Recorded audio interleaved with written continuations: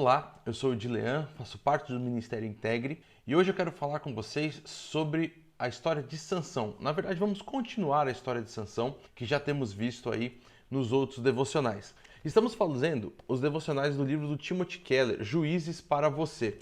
Então, se você não está acompanhando, olhe os vídeos que vieram antes aí, temos vários vídeos já nessa playlist, todos eles muito especiais, e já temos aí pelo menos, vídeos falando sobre a história de Sansão.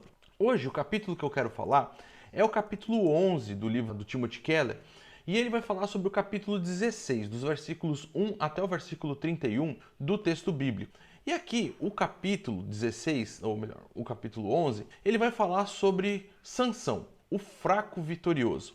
E é muito interessante como esse texto vai desenvolver. E se você perceber, principalmente ali do versículo 1 até o versículo 3, nós temos uma história, um ciclo de Sansão sendo apresentado de uma forma muito breve, mas ao mesmo tempo bem focada, porque você vê exatamente o caráter de Sansão e a forma como Sansão lida com a vida e lida com as suas questões, lida com até mesmo o seu papel como juiz na terra de Israel.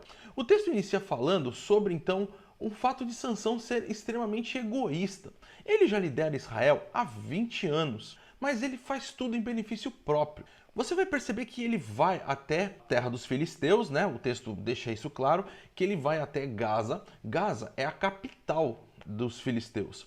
Então ele não vai para qualquer lugar na terra dos filisteus, ele não vai ali no interiorzinho, onde talvez as pessoas não o reconhecessem, ou num lugar simples, ele vai para a capital dos filisteus. E lá ele fica aquela noite e até mesmo dorme com uma prostituta, sendo que ele poderia ser atacado a qualquer momento. Ele era o juiz de Israel, ele já estava liderando Israel há 20 anos e ele vai se colocar nessa situação de perigo e de extrema questão delicada, não só para a vida dele, mas ele como juiz de Israel coloca todo o povo de Israel em perigo quando faz essa questão, né, ou coloca em perigo a vida dele mesmo.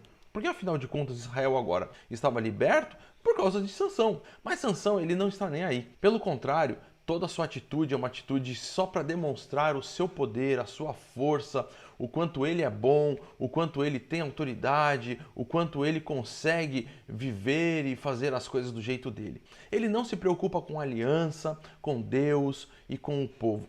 Os feitos de Sansão narrados ali nesses primeiros 3 versículos do capítulo 16 são impressionantes. O fato de Sansão se libertar, ele arrancar as portas da cidade, carregar essas portas cerca de 60 quilômetros, é realmente algo fascinante, algo marcante. Não tem como isso passar despercebido pela nossa vida. Mas isso também demonstra esse caráter exibicionista de Sansão. Sansão quer aparecer, Sansão quer mostrar quem ele é, Sansão quer mostrar a sua força. Sansão não está preocupado com o povo de Israel.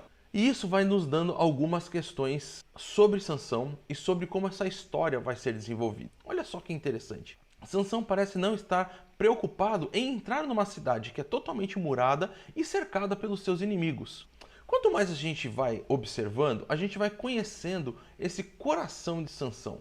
Um coração que está recebendo dádivas de Deus, que recebe esses grandes benefícios, né, dessa força de ser o líder de Israel, mas é um coração que, apesar disso tudo, está extremamente afastado de Deus, afastado da sua vontade, afastado dos caminhos de um verdadeiro líder que deveria estar governando e liderando a nação para a vontade de Deus e de acordo com aquilo que Deus quer.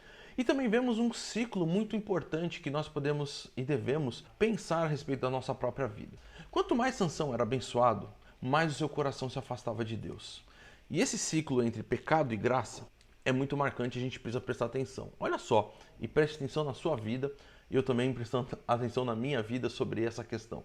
Será que as nossas fraquezas, elas realmente nos fazem perceber o quanto nós somos fortes em Deus? E será que aquilo que nós nos consideramos fortes, muitas vezes não é exatamente aquilo que tem nos afastado de Deus? Será que muitas vezes a gente não começa a pensar que nós conseguimos alguma coisa exatamente pelas nossas próprias forças, pelo nosso mérito e não pela graça de Deus? Pela graça, pelo amor de Deus, as nossas fraquezas nas mãos dele são transformadas e resultam em bênção até mesmo para nós e para outras pessoas, porque é na nossa fraqueza que Deus age e pode então nos transformar, abençoar a nossa vida e abençoar outras pessoas também. É na nossa fraqueza que nós percebemos o quanto carecemos de Deus e quanto então Ele age maravilhosamente nas nossas vidas. Mas nas nossas maiores virtudes, muitas vezes permitimos que o pecado manche e domine a nossa vida, e isso faz com que se torne uma força totalmente destrutiva de afastamento da vontade de Deus. Será que no coração não há um pequeno fruto de autossuficiência que precisa ser quebrado diante de Deus hoje? Pense isso na sua vida, pense isso a respeito do seu dia a dia, pense isso a respeito das questões que envolvem as suas coisas, aquilo que você tem, o seu emprego, a sua família, as suas questões, talvez até mesmo a quantidade de dinheiro que você tem na sua conta bancária. Será que aquilo que você tem, seus diplomas e tudo, você tem colocado diante de Deus e agradecido porque Ele é o seu Senhor e através dele você tem tido até mesmo sucesso em algumas áreas da sua vida? Porque isso vai mostrar um pouco da continuidade da nossa história. Sansão precisa ser quebrado em relação ao seu auto-orgulho, autossuficiência, a essa atitude que ele tem de achar que ele é totalmente invencível, essa atitude de achar que ele pode fazer o que ele quer do jeito que ele quer. Ele novamente vai para o território filisteu e lá ele conhece uma mulher chamada Dalila. Os líderes da cidade, eles vêm até ela porque eles querem então fazer um negócio com essa mulher. E ali é uma situação bastante interessante, porque quando nós vemos que os líderes da cidade vão até Dalila, demonstra o quanto Sansão é uma ameaça para toda a nação dos filisteus. E o negócio que eles fazem com ela é exatamente, eles vão oferecer dinheiro, mas não tem só a questão do dinheiro. Dalila vai ser a mulher por meio de quem Sansão foi derrotado, ou seja, ela vai se tornar uma heroína da cidade. E isso tudo também, claro, vai trazer benefícios, né? Vai trazer aí uma atitude de reconhecimento para Dalila. E aí Dalila então começa a ter esse relacionamento com Sansão, Sansão nessa atitude de achar que ele pode fazer tudo aquilo que ele quiser, e ele vai lá e começa a ter essa relação com Dalila, e Dalila, ela nem sequer tenta esconder as coisas, ou seus sentimentos, ou aquilo que ela pensa, o foco daquilo que ela vai fazer com Sansão. Ela já chega e fala na lata de Sansão: como que você pode ser amarrado e subjugado? Ou seja, como que você vai se tornar um homem comum, fraco, um homem que outras pessoas podem dominar? E Sansão vai lá e fala: olha, se você me amarrar aqui com as 7 cordas molhadas, então aí eu fico como qualquer outro homem. Só que daí ela vai, amarra e grita a Sansão: os filisteus estão atacando, e Sansão vai lá e se liberta. E a frase que Dalila fala logo depois disso é bem importante, porque ela vai dizer: ah, você não me ama, se você me amasse, você não mentiria para mim. E queridos, essa questão muitas vezes é o que envolve muito dos relacionamentos que existem hoje.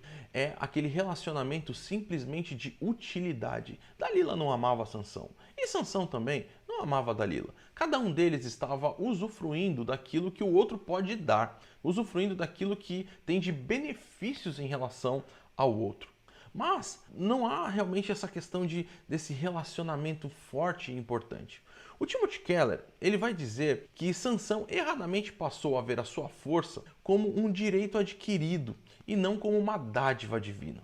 E isso é bastante importante. Por isso que ele passa a ver ou a não se importar com aquilo que as outras pessoas vão fazer ou vão pensar ou como que as coisas vão lidar.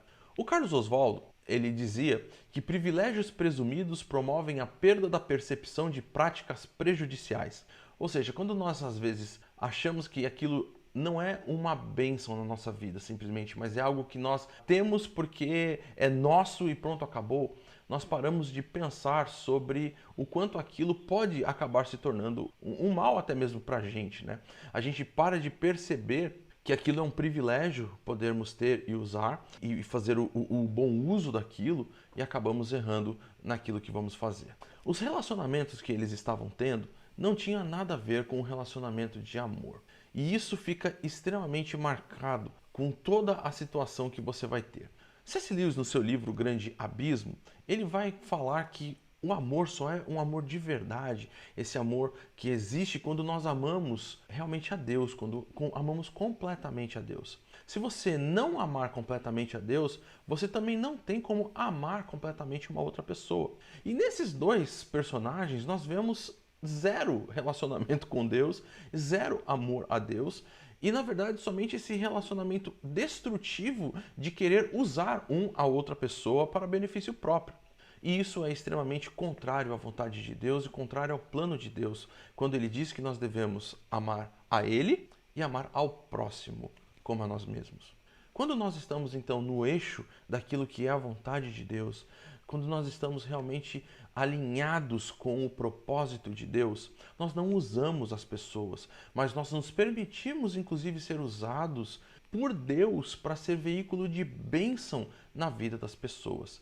E isso é aquilo que Deus inclusive queria de Sansão. E é por isso que Deus inclusive havia dado toda essa força a Sansão, para que através dessa força Sansão fosse bênção para Israel na libertação dos filisteus e de qualquer outro povo que pudesse se levantar contra Israel.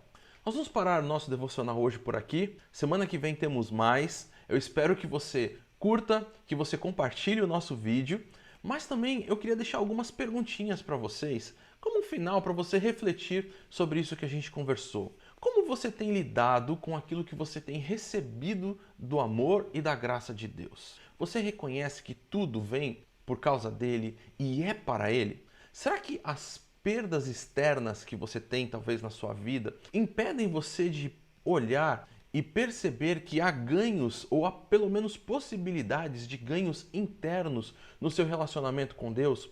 Ou será que somente quando você olha as perdas externas, às vezes questão de um trabalho ou qualquer outra coisa, nessa época que nós estamos vivendo da pandemia, será que só fica focado nas coisas materiais e externas e não cultiva a sua vida interior de um relacionamento real, vivo e verdadeiro com o Senhor, Criador e Deus poderoso? Você ama de verdade a Deus? Se você ama de verdade a Deus, João vai dizer que você deve amar de verdade as pessoas. Não temos como dizer que amamos a Deus se não amamos as pessoas a quem vemos. Então ame as pessoas e se dedique a essas pessoas. Não use as pessoas, mas permita que Deus use a sua vida para ser bênção na vida de outras pessoas. Por que você acha que Deus abençoa você? Será que você acha que Deus te abençoa porque você realmente é bom e Deus está em dívida com você? Será que você usa as coisas da sua vida para tentar talvez até mesmo barganhar com Deus? Ó Senhor, eu vou fazer isso aqui e depois o Senhor me dá aquela outra coisa? Será que você percebe que o relacionamento com esse Criador e resgatador da tua vida é o seu maior bem, bem mais precioso? Que Deus te abençoe. Até a semana que vem.